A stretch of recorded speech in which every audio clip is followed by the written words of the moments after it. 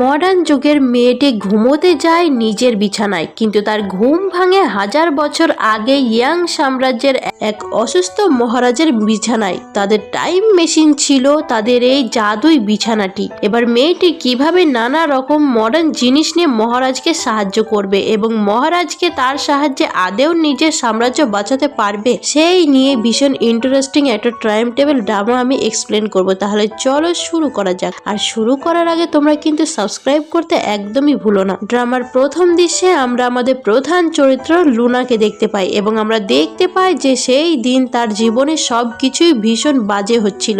আমরা প্রথমত তাকে তার ল্যাবে দেখতে পাই। সে একজন মেডিসিনাল স্টুডেন্ট ছিল এবং এই মেডিসিন সংক্রান্ত কিছু বিষয় নিয়ে রিসার্চ করছিল এবং সেখানে আমরা তার মেন্টরকেও দেখতে পাই এবং তার মেন্টর তো বলে যে লুনা, তুমি খুব সাকসেসফুলি কাজটা করতে পেরেছো, কিন্তু এবারও তোমাকে দুর্ভাগ্যবশত আমরা তোমাকে চুজ করিনি। এবং সেখান থেকে ব্যর্থ হয়ে লুনা তো তার বয়ফ্রেন্ডের সঙ্গে দেখা করতে আসে, কিন্তু তার বয়ফ্রেন্ডও তার সঙ্গে ব্রেকআপ করে দেয় এবং লুনা ক্লান্ত হয়ে বাড়ি ফিরলে দেখে যে তার বাড়ি আলিও তাকে বাড়ি থেকে বার করে দেয়, কারণ সে বাড়ি ভাড়া দেয়নি। এবং লুনা তো বাড়ি থেকে বেরিয়ে ভাবতে থাকে যে এবার আমি কোথায় থাকবো, এবং সে ভীষণই সস্তা এবং ভয়ঙ্কর ভুতুরে একটি জায়গায় বাড়ি ভাড়া পায়। এবং লুনা তো সেখানে গিয়ে রীতিমতো ভয়ই পেয়ে গেছিল, কারণ জায়গাটা ভীষণই ভুতুরে টাইপের ছিল। লুনা ভাবে যে এত সস্তায় বাড়ি পেয়েছিনি মানে নিশ্চয়ই কোনো কিছু গন্ডগোল আছে, কিন্তু আমার কিছুই করার নেই, কারণ আমার কাছে পয়সাও নেই, আমার কাছে চাকরিও নেই। যে ভূতি আসুক না কেন তার সঙ্গেই আমাকে এখানে থাকতে হবে। এই ভেবেই লুনা তো তার বিছানায় উঠে পড়ে এবং শুয়ে পড়ে। এবং আমরা দেখতে পাই যে লুনার বিছানাটা একটু আলাদা ছিল এবং সেই বিছানায় একটা গ্রিন কালারের সুইচ মতো বা পাথর মতো ছিল। এবং লুনা তো ঘুমের ঘরে সেখানে হাত দিয়ে ফেলে এবং সঙ্গে সঙ্গে লুনা টাইম ট্রাভেল করে পৌঁছে যায় ইয়াং সাম্রাজ্যে এবং তার ঘুম ভাঙে একজন অসুস্থ মহারাজ অস্টিনের পাশে। এবার লুনা তো বুঝতে পারে না যেটা স্বপ্ন নাকি সত্যি, এবং সে অস্টিনের গায়ে হাত দিয়ে দেখতে যায় যে মানুষটা আদেও জীবিত কিনা। এবং অস্টিন তো সঙ্গে সঙ্গে তার ছুরি বার করে লুনার গলায় ধরে যে তোমাকে এখানে কে পাঠিয়েছে, তোমাকে কি এখানে আমাকে মারতে পাঠানো হয়েছে? এবং লুনা দেখে যে তার গলা দিয়ে সত্যি রক্ত বেরোচ্ছে। লুনা বুঝতে পারে তার মানে এটা কোনো স্বপ্ন নয়, এবং লুনা তো সঙ্গে সঙ্গে সেখান থেকে পালানোর চেষ্টা করছিল, কিন্তু অস্টিন তাকে থামিয়ে দেয়। এবং আমরা দেখতে পাই যে অস্টিন বেশ অসুস্থ ছিল এবং তার খুবই কাশি হচ্ছিল। অস্টিন বলে যে সত্যি করে বলো যে তোমাকে এখানে কে পাঠিয়েছে। এবং লুনা বলে যে আমি যদি তোমাকে বলি যে আমি টাইম ট্রাভেল করে এখানে এসেছি তাহলে কি তুমি বিশ্বাস করবে?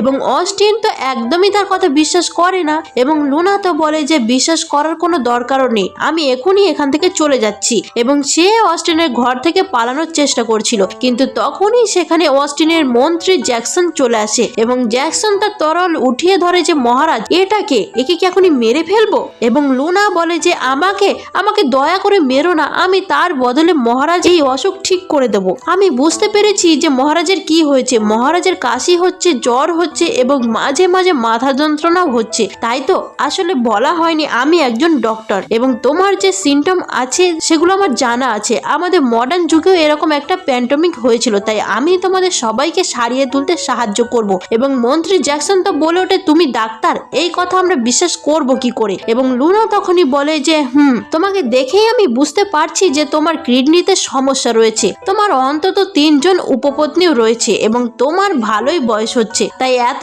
উত্তেজনা তোমাকে কমাতে হবে। এবং এই সমস্ত কথা শুনে জ্যাকসন তো চেঁচিয়ে ওঠে যে তুমি এত কিছু কি করে জানলে? এবং অস্টিন বুঝতে পারে যে লুনার মধ্যে তার মানে কিছু তো ডাক্তারের গুণ রয়েছেই। অস্টিন বলে যে ঠিক আছে তুমি আমার চিকিৎসা করতে পারো। এবং লুনা তো তখনই অস্টিনের পালস ধরে দেখে এবং লুনা মনে মনে ভাবে যে কে ভেবেছিল যে আমি প্রাচীন কালে এসে এই সমস্ত ডাক্তারি ফলাবো। এবং লুনা তার ব্যাগ থেকে একটা অ্যান্টিবায়োটিক বা একটা ট্যাবলেট বার করে অস্টিনকে খেয়ে নিতে বলে। এবং যখনই সেটা অস্টিন খেতে যাচ্ছিল জ্যাকসন তাকে বাধা দেয় এবং বলে যে মহারাজ আপনি যে ট্যাবলেটটা খাচ্ছেন এটা আদেও কি জিনিস সেটা তো আমরা জানি না, আমাদের উচিত রাজ চিকিৎসককে ডেকে পরীক্ষা করানো। এবং সঙ্গে সঙ্গে সেখানে রাজ চিকিৎসককেও ডাকা হয়, কিন্তু রাজ চিকিৎসক জীবনেও এমন ট্যাবলেট তো দেখেনি। সুতরাং রাজ চিকিৎসক বলে যে মহারাজ আপনি এই ট্যাবলেট খাওয়ার আগে 2 বার ভাববেন এটা কি সেটা আমি বুঝতে পারছি না। এবং তখনই তো অন্য একজন সৈন্য সেখানে আসে এবং সেই সৈন্যটি খবর দেয় যে মহারাজ আমাদের সারা সাম্রাজ্যে এই রোগ ছড়িয়ে পড়ছে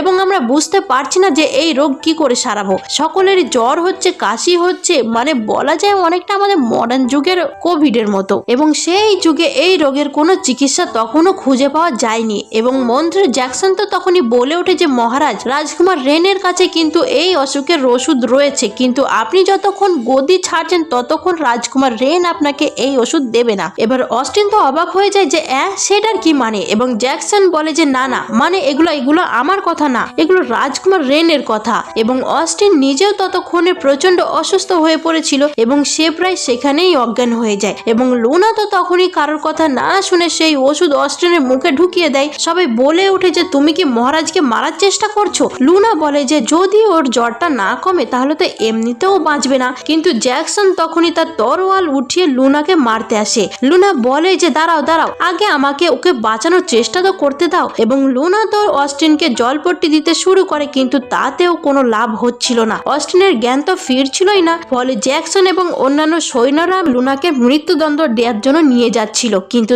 তখনই অস্টিন বলে ওঠে যে দাঁড়াও, আমার জল তেষ্টা পেয়েছে, একটু জল দাও। এবং আমরা দেখি যে অস্টিনের জ্ঞান ফিরে এসেছে এবং তার জ্বরও ছেড়ে গেছে। এবং তখনই রাজ চিকিৎসক বলে ওঠে যে মহারাজ, এটা তো হতেও পারে যে এই মেয়েটার ওষুধেই আপনার রোগ সারিনি, ও আগে থেকে রিওভেনেন্টিং গ্রিন বা লিংলিং ক্রিমটা ব্যবহার করছিল, হতে পারে সেই লিংলিং ক্রিমের জন্য আপনার রোগ সেরেছে। এবং লুনা তো তখনই বলে ওঠে যে এক সেকেন্ড, তুমি কোন ক্রিমের কথা বললে? এবং লুনার মনে পড়ে যায় যে তার প্রফেসর একবার তাকে এই ক্রিমের কথা বলেছিল। এটা একটা ম্যাজিক্যাল ওষুধি টাইপের, যেটা কিনা 19 রকমের ভীষণ রেয়ার একটা হার্ব বা ভেষজ দিয়ে তৈরি করা হয় এবং সেটা ইয়াং সাম্রাজ্যের সময়ে তৈরি হয়েছিল, যেটা বর্তমান অর্থাৎ মডার্ন যুগের দাম $1 মিলিয়ন কাছাকাছি হতে পারে। এবং অস্টিন তো তখনই বলে ওঠে যে বলো, তুমি আমাকে সারিয়ে তুলেছো, তুমি তার বদলে কি রেওয়ার্ড চাও? সোনা দানা গয়না নাকি একর একর জমি, কি চাও বলো? এবং লুনা তো বলে যে আমি যা চাইবো তো আমি কি সেটাই পাবো?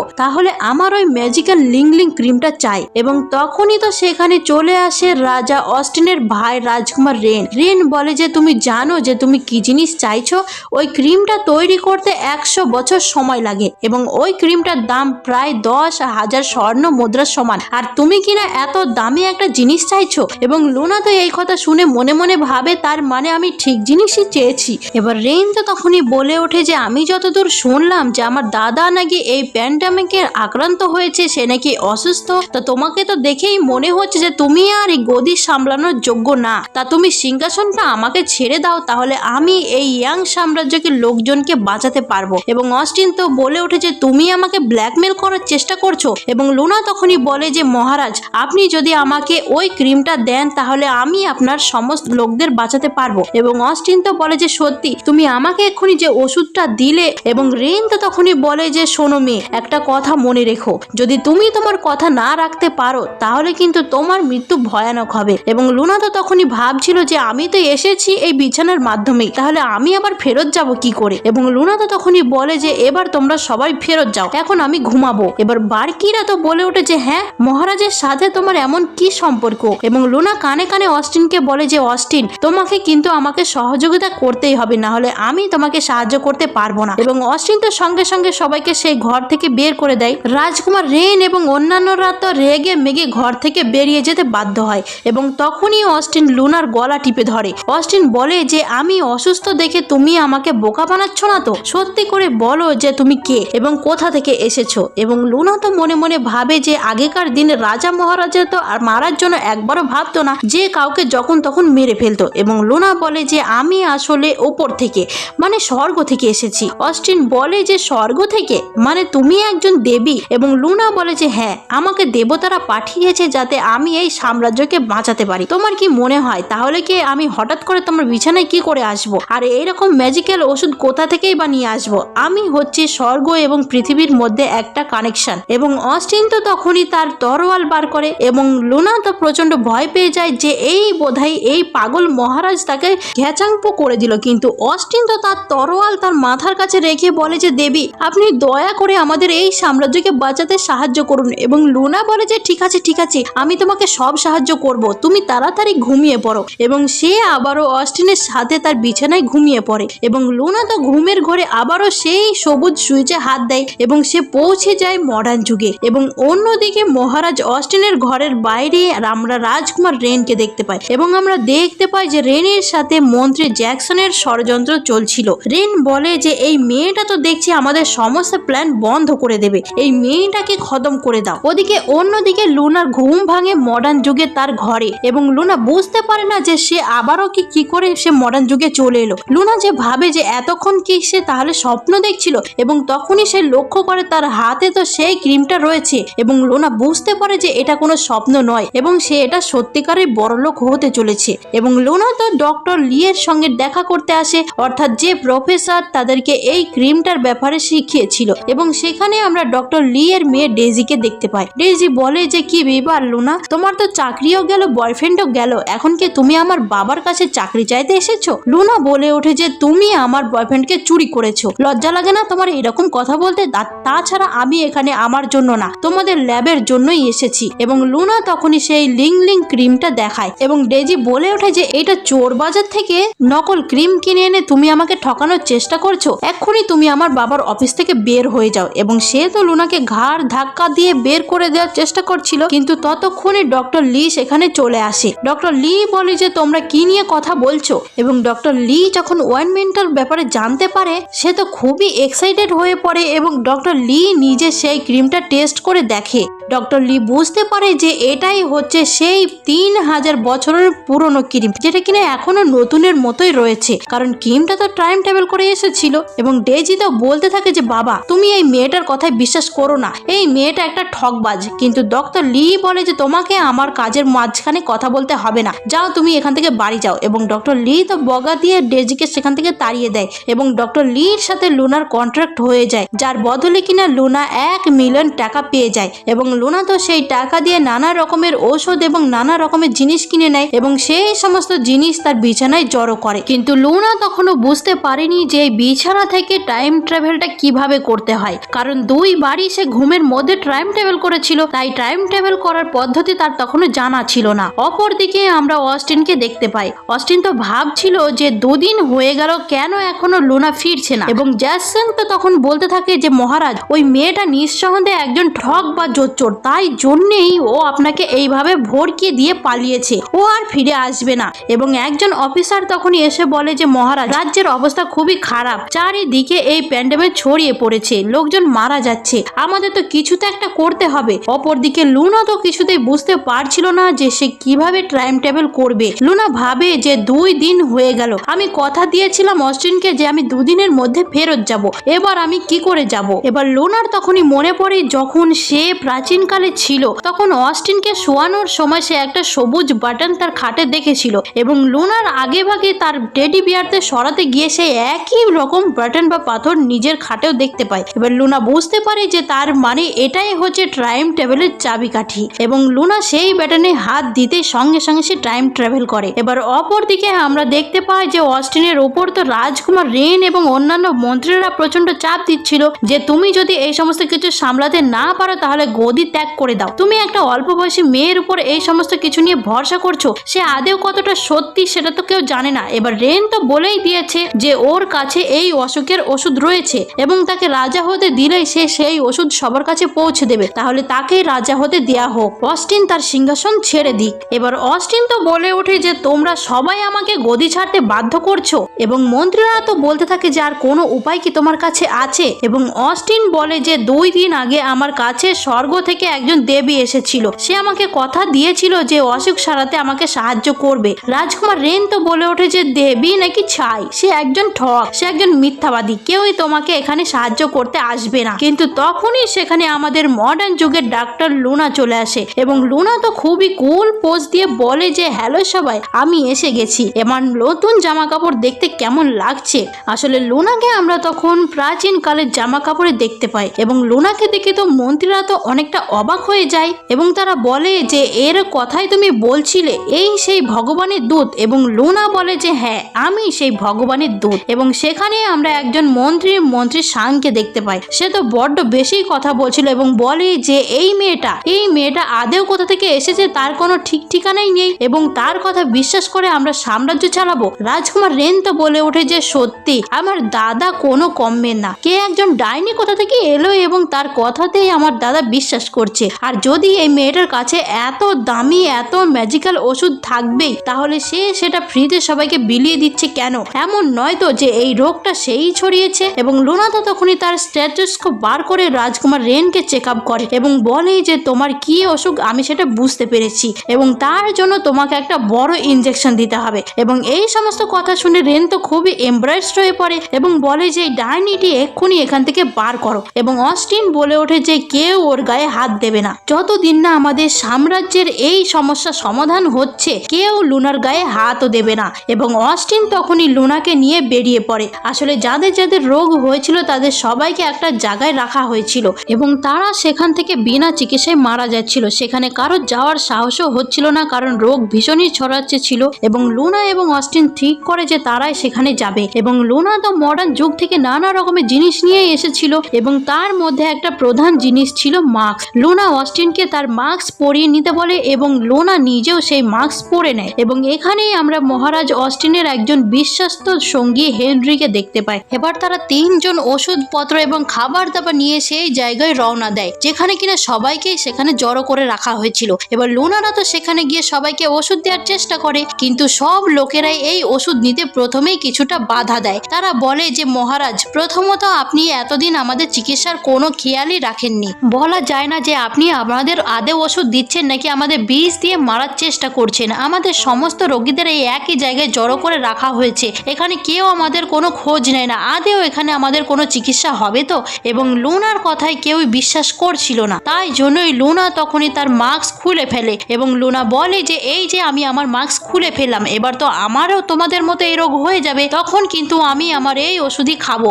আর তাই তোমরা আমার কথা বিশ্বাস করো যে এই রোগ হলে এই ওষুধেই কাজ দেবে। এবং তখনই তো আমরা দেখতে পাই যে একটি বাচ্চা খুবই অসুস্থ হয়ে পড়েছিল এবং সে প্রায় মৃত্যুর মুখে এগিয়ে যাচ্ছিল। এবং তখনই লুনা একটি ড্রিঙ্কে সেই ওষুধটি গুলে দিয়ে বাচ্চাটিকে খাইয়ে দেয়, ফলে কিছুক্ষণের মধ্যে বাচ্চাটির জ্বর ছেড়ে যায়। লুনা বলে যে বাচ্চাটাকে জলপট্টি দেওয়ার ব্যবস্থা করো, ওর মাথায় পায়ে ঠান্ডা কিছু জল বা বরফ দাও, তাহলে ওর জ্বরটা নেমে যাবে। এবং এই বাচ্চাটা ঠিক হয়ে যায়। লোকজন তো লুনার কথায় বিশ্বাস করে এবং একে একে সবাই লুনার থেকে ওষুধ নেয় এবং লুনা প্রত্যেকের জন্য নানা রকম খাবারের বন্দোবস্তও করেছিল। এবার আমরা পরের দিনের দৃশ্য দেখতে পাই। লুনা তো নিজেই তো সবার কাছে প্রমাণ করার জন্য মাস্ক খুলে ফেলেছিল, ফলে পরের দিন লুনা নিজেই এই প্যান্ডামিক বা এই অসুখের শিকার হয়। এবং অস্টিন তো লুনাকে বলে তুমি তাহলে ট্যাবলেটটা চটপট খেয়ে নাও, কিন্তু লুনা জানায় যে লোকজনদের দিয়ে সমস্ত ট্যাবলেট শেষ হয়ে গেছে, ফলে এখন ইনজেকশন ছাড়া আর কোনো উপায় ছিল না। কিন্তু লুনাকে ইনজেকশন কে দেবে? অস্টিন তো ইনজেকশন দিতে জানতো না। অস্টিন বলে যে লুনা, আমি কিছু একটা ব্যবস্থা করব। এবং অস্টিন তো তখনই তার গার্ড হেনরিকে তার পাশের একটি তাঁবুতে নিয়ে যায় এবং বলে যে হেনরি, এই প্রথমবার আমি ইনজেকশন দিতে চলেছি, প্রথমটা তো লুনার ওপরে দিতে পারি না, তাই প্রথম পরীক্ষাটা তোমার ওপরেই করে দেখতে হবে। এবং এই বলে মহারাজ অস্টিন তো জোর করে হেনরির পিছনে ইনজেকশন দিয়ে দেয়। এবারে হেনরি তো চেঁচিয়ে ওঠে যে মহারাজ, এটা আপনি কি করলেন? কিন্তু লুনাকে ইনজেকশন দেওয়ার আগেই সেখানে অপর একটি মহিলা চলে আসে যে কিনা এই ক্যাম্পেই থাকছিল এবং সেই মহিলাটি লুনাকে ইনজেকশন দিতে সাহায্য করে, ফলে অস্টিনকে আর কষ্ট করে লুনাকে ইনজেকশন দিতে হয় না। এবার অস্টিন তো লুনার অসুস্থতা নিয়ে খুবই চিন্তিত হয়ে পড়েছিল এবং অস্টিন সর্বক্ষণ লুনার কাছেই বসেছিল। অস্টিন লুনার হাত ধরে তার পায়ের কাছে বসেছিল এবং লুনা যখন যা বলছিল অস্টিন সেটা তার কাছ থেকে বাড়িয়ে দিচ্ছিল। এবার জ্বরের ঘরে লুনা বলে ওঠে যে এই ছেলেটা ওবার কোথা থেকে এলো, কি হ্যান্ডসাম তাই না? এবার অস্টিন তো দেখে যে জ্বরের ঘরে লুনা তো জলটুকুও খেতে পারছিল না। এবার তাই জন্যই অস্টিন তখনই নিজে জল খেয়ে সেটা লুনাকে কিস করে খাইয়ে দেয়। এবার আমরা বুঝতে পারি যে অস্টিন আস্তে আস্তে লুনার প্রতি দুর্বল হয়ে পড়ছিল। সে লুনার হাতে কিস করে এবং সে সারা রাত লুনার হাতের কাছেই বসেছিল। পরের দিন সকালে উঠে লুনা দেখে যে তার কাছে অস্টিন বসে আছে এবং লুনারও তো খুব ভালো লাগে যে একটা কিউট মহারাজ তার জন্য এতটা ভাবছে। এবার পরের দিন সকালে লুনা এবং অস্টিন সেখানে থাকার সমস্ত লোকদের হিট প্যাড দেয় যাতে তারা শীতকালে কোনো কষ্ট না পায় এবং তারা এই সমস্যার সমাধান করে আবারও রাজধানীতে ফিরে আসে এবং সকল রাজ্যবাসী অস্টিনের প্রতি আস্থা আরো জোরদার হয়। মানে রাজকুমার রেন যেটা ভেবেছিল যে এই সুযোগে সে সিংহাসন হাতিয়ে নেবে, কিন্তু সেই প্ল্যান সম্পূর্ণভাবে ফেল করে। এবার মন্ত্রী জ্যাকসন তো তখনই রাজকুমারকে বলে যে রাজকুমার রেন, মেয়েটা মনে হয় সত্যি কোনো দেবতার দূত, তাহলে এবার আমরা কি করব? এবার রেন বলে যে আমরা যদি ওকে মারতে না পারি তাহলে আমরা ওকে চুরি করে নেব, ও যেন আমাদের দলেই থাকে। এবার অপরদিকে তো আমরা লুনা এবং অস্টিনকে দেখতে পাই। অস্টিন তো লুনাকে অনেক ধন্যবাদ জানায় এত সাহায্যের জন্য। এবার অস্টিন বলে যে তার মানে এই সব জিনিসগুলো এই বিছানার মাধ্যমে এখানে এসেছে, এবং লুনা তো বলে যে হ্যাঁ, এবং বলে আমিও এই বিছানার মাধ্যমেই এখানে এসেছি। অস্টিন বলে যে তাহলে কি চাইলে আমিও বিছানার মাধ্যমে তোমার দুনিয়ায় যেতে পারবো? এবং লুনা বলে যে সেটা তো আমি জানি না, কিন্তু তুমি কি ট্রাই করতে চাও? এবং অস্টিন বলে যে ছাড়ো, বাদ দাও, আসলে এখানে একটা গোটা সাম্রাজ্যের এত লোকজন আমার মুখ চেয়ে বসে আছে, তাদের ছেড়ে আমি কি করে চলে যেতে পারি? এবং এই বলেই অস্টিন তো লুনার ক্লোজ হয়ে থাকে কিস করার জন্য, কিন্তু লুনা তো সঙ্গে সঙ্গে সেখান থেকে বেরিয়ে এসে বলে যে আরে না না, এবং সে লজ্জা পেয়ে সেখান থেকে চলে যায়। এবার আমরা দেখতে পাই যে অস্টিন তো লুনার জন্য একজন ব্যক্তিগত কর্মচারীও রেখে দিয়েছিল যার নাম ছিল পিচ। এবার লুনা যখন পিচের সঙ্গে কথা বলছিল তখনই সেখানে রাজকুমার রেন চলে আসে এবং রেন বলে যে লুনা, আমি তোমার সঙ্গে একান্তে কিছু একটা কথা বলতে চাই। এবং লুনা তো মনে মনে ভাবে যে এই ব্যাটার আবার কি উদ্দেশ্য, এ আমাকে মেরে ফেলবে না তো? এবং লুনা বলে যে যা বলার তুমি এখানেই বলো। রেন বলে যে আমার মনে হয় যে তুমি একজন খুবই স্পেশাল মানুষ, তাই আমি এখানে তোমাকে আমার মনের কথা বলতে এসেছি। আমার তোমাকে খুবই পছন্দ। আসলে রেন চাইছিল যে এই সমস্ত ভালোবাসার নাটক করে সে লুনাকে নিজের দলে করে নেবে, কিন্তু লুনা তো তখন বলে যে রাজকুমার আপনি যাই ভাবুন না কেন, কিন্তু আপনাকে নিয়ে আমার কোনো ফিলিংস নেই। এবং লুনা সেখান থেকে পিসকে নিয়ে চলে যায়। এবার এই ঘটনায় রেন তো আরো খেপে যায় এবং সে ভাবে যে লুনা যে করেই হোক তোমাকে আমি আমার দলে করবই। এবার আমরা মহারাজ অস্টিনের রাজসভার দৃশ্য দেখতে পাই এবং সেখানে রেন গিয়ে বলে যে মহারাজ, আমার আপনার কাছে একটা আর্জি রয়েছে। আমি অনেকদিন ধরে লুনাকে পছন্দ করি এবং আমি লুনাকে বিয়ে করতে চাই। আমি চাই আপনি যেন এই বিয়ে মঞ্জুর করেন। এবং এই খবর গিয়ে তো পৌঁছায় লুনার কাছে এবং এই খবর শোনার পরে তো লুনার মাথা খারাপ হয়ে যায়। অপরদিকে আমরা রাজসভার দৃশ্য দেখতে পাই এবং সেখানে আমরা মন্ত্রী সাংকে দেখতে পাই এবং সাং তো বলে যে অস্টিনের হয়ে কথা বলছিল এবং সে বলে যে মিস লুনা কিছুদিন আগে আমাদের রাজ্যকে এত বড় সাহায্য করেছে এবং তাকে আমরা ভগবানের দূত বলে মনে করছি। যদি কেউ তাকে বিয়ে করে সেটা হলো মহারাজার অস্টিন করবে, কিন্তু রাজকুমার রেনের সাথে তার বিয়ে হবে এটা তো মেনে নেওয়া যায় না। এবং বাকি মন্ত্রীরা তো রেনের দিকেই কথা বলে, কারণ বাকি মন্ত্রীরা রেনের লোকের ছিল, রেনের দিকেই ছিল। এবং তখনই তো লুনা সেখানে চলে আসে এবং বলে যে আমি নিজেই এই বিয়ে মানি না, সুতরাং এই বিয়ে কখনোই হতে পারে না। এবং লুনা আসার সাথে সাথে মন্ত্রী সাং তো লুনাকে অনেক অনেক করে ধন্যবাদ করে যে এত বড় একটা কাজ করার জন্য।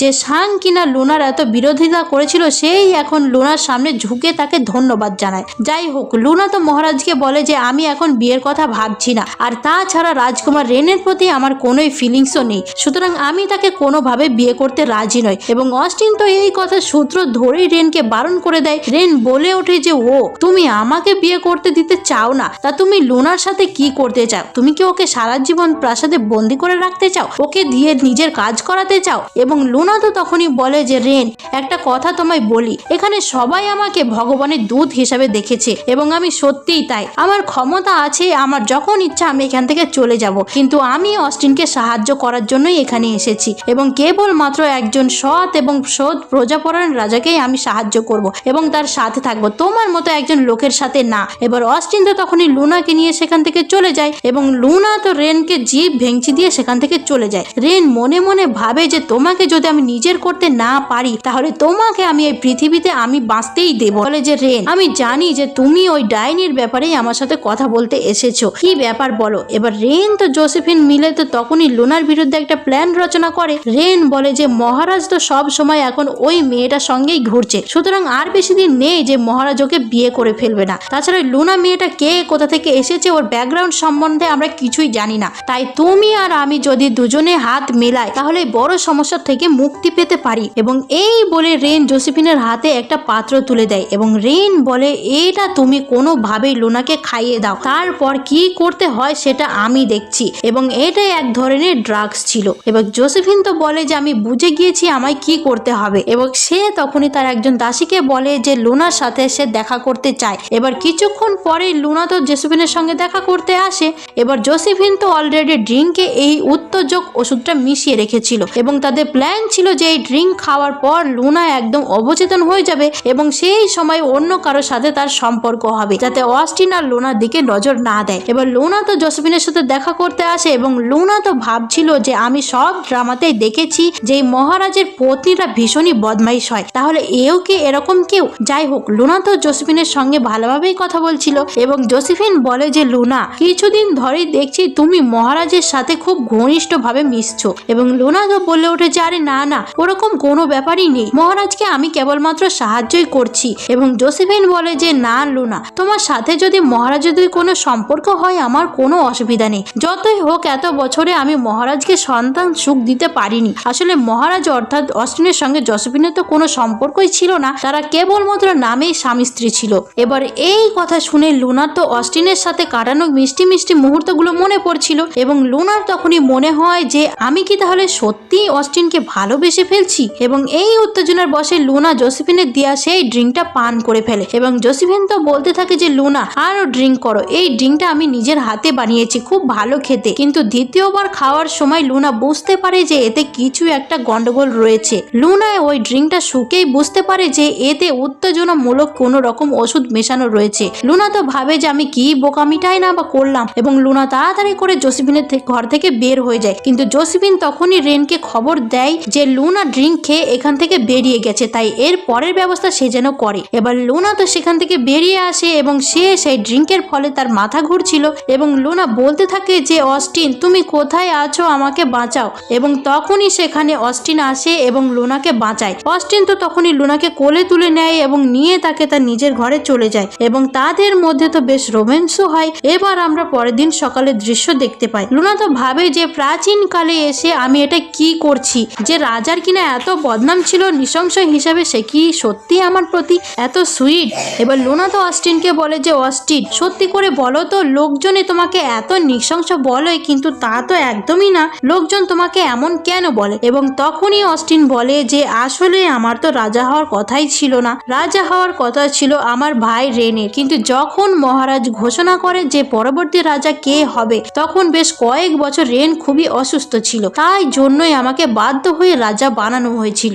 আমি কেবলমাত্র আমার মন্ত্রীর সবার একটা হাতের পুতুল হয়েছিলাম, আমি কখনোই এই সমস্ত কিছু হতেও চাই না। সত্যি বলতে হয়তো রেনের রাজা হওয়া উচিত ছিল, ওর আমার উপরে যে রাগ বা শত্রুতা সেটা হয়তো ন্যায্য। আমি গতদিন এইভাবে রাজা হয়ে থাকতে পারবো সেটাও আমি জানি না, তাই জন্যই আমাকে এত কঠোর দেখাতে হয় নিজেকে, তা না হলে যে কেউ আমার মাথার উপর উঠে পড়তে পারে। এবং লুনা তো তখনই বলে যে অস্টিন আমি তোমাকে কথা দিচ্ছি যে তোমার এই সাম্রাজ্য রক্ষা করতে আমি তোমাকে সাহায্য করব। এবং এই সমস্ত কথা বলে লুনা তো ড্রিঙ্ক করতে করতে সেখানে আবারও অজ্ঞান হয়ে ঘুমিয়ে পড়ে। কিন্তু ঘুমের মধ্যে লুনা এবার একটা স্বপ্ন দেখে। ঘুমের মধ্যে একজন প্রিস্ট বা মগ লুনার সঙ্গে দেখা করতে আসে। এবার লুনা তো বলে ওঠে যে ও তাহলে আপনি হচ্ছেন এই ট্রাইন ট্রাভেল সিস্টেমের ওভার হোস্ট। এবং সেই মগটি বলে যে হ্যাঁ, কিন্তু এখানে আমি তোমাকে একটা অত্যন্ত জরুরি কথা বলতে এসেছি। তুমি নিশ্চয়ই খেয়াল করেছো যে তোমার বিছানায় এবং মহারাজের বিছানায় একটা সবুজ রঙের পাথর বা মণি আছে, যেটা টাচ করলে তোমরা টাইম ট্রাভেল করতে পারো, কিন্তু সেই মণিটা সারা জীবন কাজ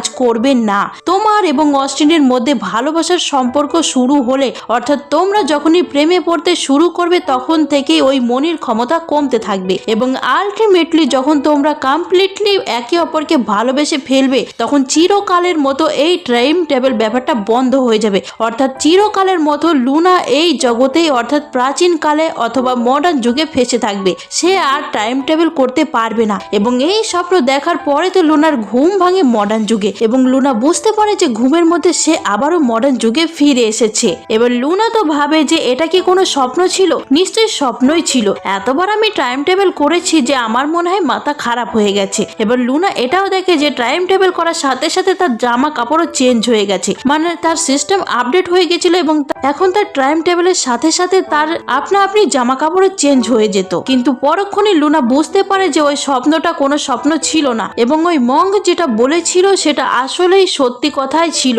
এবং লুনা তো তখনই ভাবে যে এই সমস্ত কথা আমি পরে ভেবে দেখব, কিন্তু আগে আমি অস্টিনকে যে কথাটা আমি দিয়েছি সেটা আমায় রাখতে হবে। আমি তো ইতিহাস বইতে পড়েছিলাম যে অস্টিন বেশি দিন রাজত্ব করতে পারেনি, কিন্তু কিভাবে মারা গেছিল বা কিভাবে রাজত্ব ছিল সেটা তো আমি দেখতে হবে। এবং লুনা তো সঙ্গে সঙ্গে ফোনে সার্চ করে যে ইয়াং সাম্রাজ্যের রাজা অস্টিন কিভাবে মারা গেছিল এবং সে জানতে পারে যে 28 বছর বয়সে রাজা অস্টিন আগুনে পুড়ে মারা গেছিল। ছিল এবং এটা তার উপরে হামলা হয়েছিল। এবার লুনা তো ভাবে যে আচ্ছা, আমার সাথে যখন অস্টিনের দেখা হয়েছিল তখন অস্টিনের কত বয়স সেটা তো আমি জিজ্ঞাসা করিনি, কিন্তু এখন যখন আমি ওকে কথা দিয়েছি যে ওকে বাঁচাবো, তাহলে যে করেই হোক আমাকে ওকে বাঁচাতেই হবে। এবার লুনা তো তখনই তার বিছানার সামনে আসে এবং সে দেখে যে তার সেই সবুজ মণিটা আর উজ্জ্বল সত্যি কমে গেছে, অর্থাৎ মঙ্গের কথাগুলো, সেই কথাগুলো একদমই সত্যি ছিল এবং এটাও সত্যি ছিল যে লুনা অস্টিন ধীরে ধীরে প্রেমে পড়ছিল। এবং লুনা তো ভাবে যে যাই হয়ে যাক না কেন, কিন্তু আমি অস্টিনকে যে কথা দিয়েছি সেটা তো আমাকে রাখতেই হবে।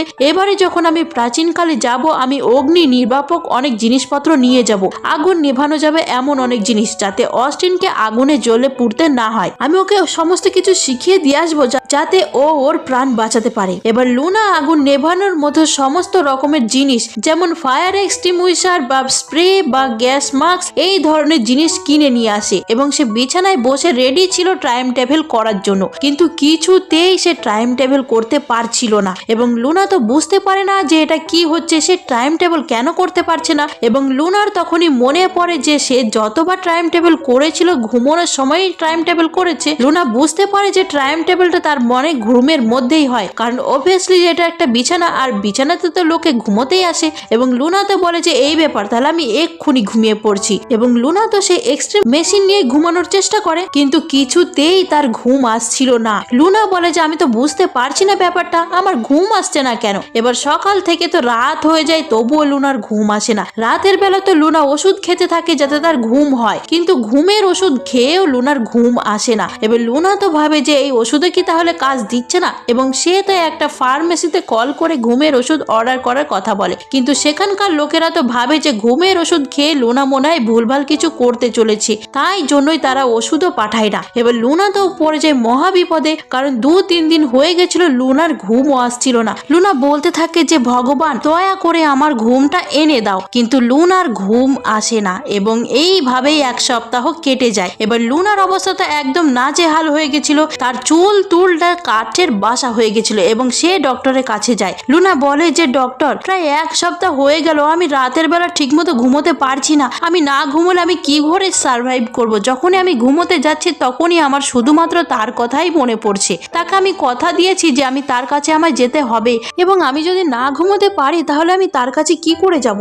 এবং ডক্টর তো সব কথা শুনে বলে যে আমার মনে হচ্ছে তুমি যে লোকের কথা বলছো তুমি তার প্রেমে পড়েছো, হয়তো তার কাছে তো সবটা কনভেন্স করলেই তোমার হয়তো ঘুম এসে যাবে। এবং লুনা তো বলে যে হ্যাঁ প্রেমে পড়েছি, কারণ লুনা জানতো যে অস্টিনের সাথে প্রেমে পড়লেই তার টাইম ট্রাভেলের টানেলটা বন্ধ হয়ে যাবে। এবং আপনাদের কি মনে হয় লুনা কি আদৌ টাইম ট্রাভেল করতে পারবে এবং অস্টিনকে কি সাহায্য করতে পারবে? আজকের পর্বটা এতটুকু পর্যন্ত, পরের পার্ট আসা পর্যন্ত আপনারা অপেক্ষা করুন এবং ভিডিওটা যদি ভালো লেগে থাকে লাইক, শেয়ার, কমেন্ট এবং সাবস্ক্রাইব করুন। Thank you for watching.